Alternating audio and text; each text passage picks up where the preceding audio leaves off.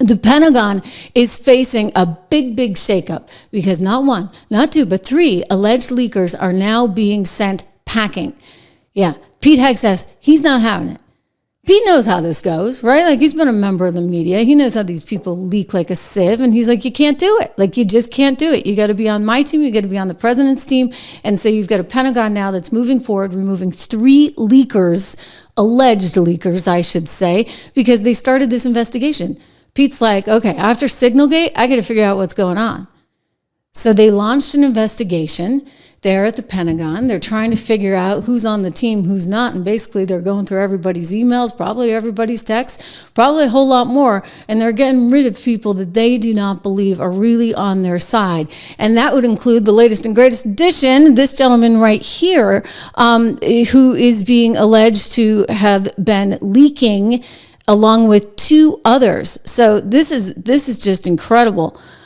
You know, you've got to do this. I'm just going to say this. You've got to do this because why? You know what? You can't have people that are not playing on the same team. Everybody's kind of going to be working towards something. And you don't want to have an environment where you've got people that are part of the deep state and they're arguing the book of the deep state, as we'd say in finance, right? You've got to really make sure that you are just all over that and that everybody is on the same team. So this guy right here, his name is Colin Carroll, and he was the chief of staff to the Deputy Defense Secretary, Stephen Feinberg, and he is alleged to have been leaking all kinds of things. According to the Daily Mail, he, again, as I said, was the Defense Secretary, chief of staff for Stephen Feinberg. He was suspended a day after 2 other political appointees that would have been yesterday were shown the door.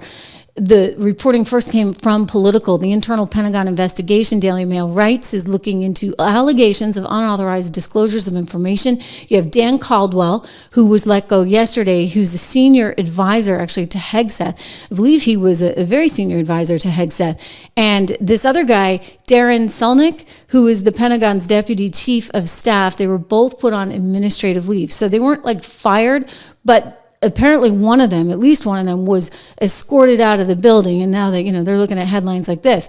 According to a defense source that spoke with CNN, this is a purge of people who had disagreements with the Pentagon chief of staff. Donald Trump has been really, really clear, has he not, that they can't have any leakers and that everybody has to be on the same team. This was an article that was out earlier before we came to air saying that 2 officials had been placed on leave. Now we know, of course, it's actually 3 because you've got to include this gentleman here as well. Darren Selnick, he was apparently accused of leaking operational plans for the Panama Canal.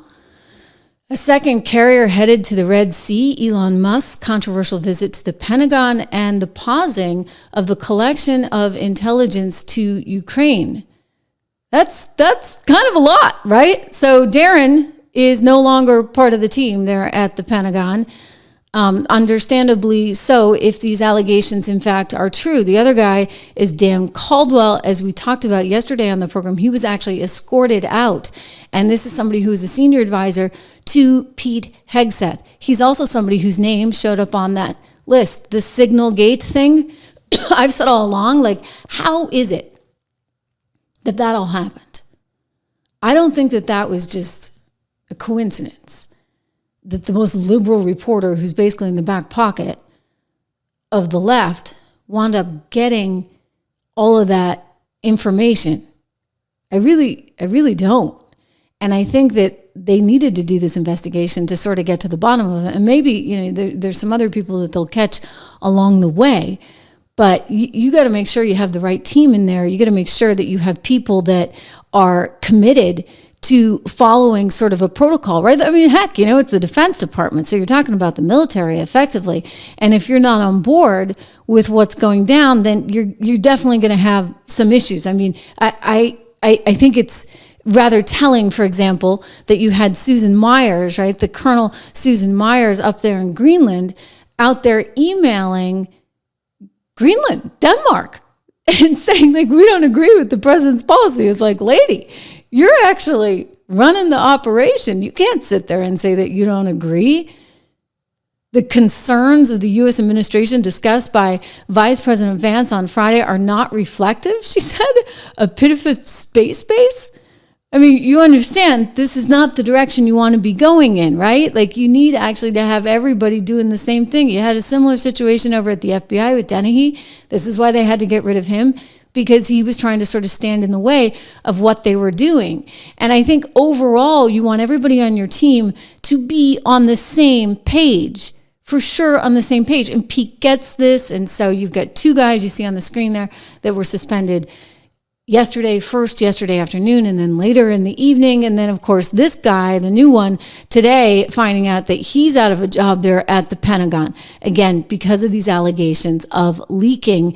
Laura Loomer, don't forget, she was all over this. She was concerned about NSC. She was concerned about the NSA and just Trump not really having his people. And I think in light of Signalgate, he listened. I just think that there needs to be more appreciation demonstrated to Trump loyalists because, unfortunately, we do see a lot of gatekeeping in the GOP. And the thing that I harped on the most during the campaign season was, the importance of vetting. We need to vet people so that we don't have the same nightmare that we saw happen in the first administration, where people who are disloyal to President. Yeah. I mean, there was a lot of disloyalty, right, in the first administration. It's like they were like, who is this guy? We're not really sure. We used to be Republicans, and now he kind of is this new Republican. And so you might have had a lot of rhinos there, et cetera. They weren't really in sync with his agenda. Now, I'm not saying you have to be in sync, right? Like, I don't see eye to eye to him on the entire tariff thing. I think that there are risks that you're running for the overall economy. We saw that evidence in the market today. I mean, I guess it gets back to my gold theory. But, I mean, these are sort of the realities that you have to deal with. But you have those conversations, and you don't conspire against the president with the press. If you're working for the president of the United States, you don't conspire against whatever Pete Hegseth is trying to achieve with the Panama Canal by going out and doing something else with the press. And forgive me, the NSA director, former NSA director, is here on the screen. You see his picture. He was also the Cyber Command Chief, Timothy Hall. He was fired. He was fired, if nothing else, for the reason that they were like, we're not so sure. We get it. He's a general. He's a military guy. He shouldn't be partisan. But he was a pick of General Milley, and he was a pick of Biden. And so having worked under that team, maybe we need, or Trump is thinking, I need my own person in there. And so this is the same kind of thing that's being reflected, if you would, at the Pentagon right now, where Pete's like, I kind of need my own people, right? I can't take these massive chances with people that are going to be leaking really important information to the press. I would just say this, why do you do it?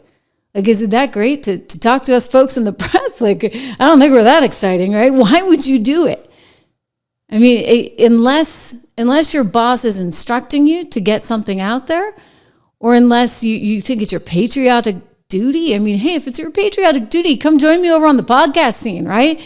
Like, be out there, be open, be vocal. Don't be some little turd behind the scenes running and snitching on everybody. That is not the way to do things. If you have a problem, you come out, you say it. You don't go and start feeding junk to reporters. It's just not the way it should be done. And if you have people like that, you got to get rid of them. You got to get rid of them fast, because Trump deserves that. He deserves the opportunity to have his own people there.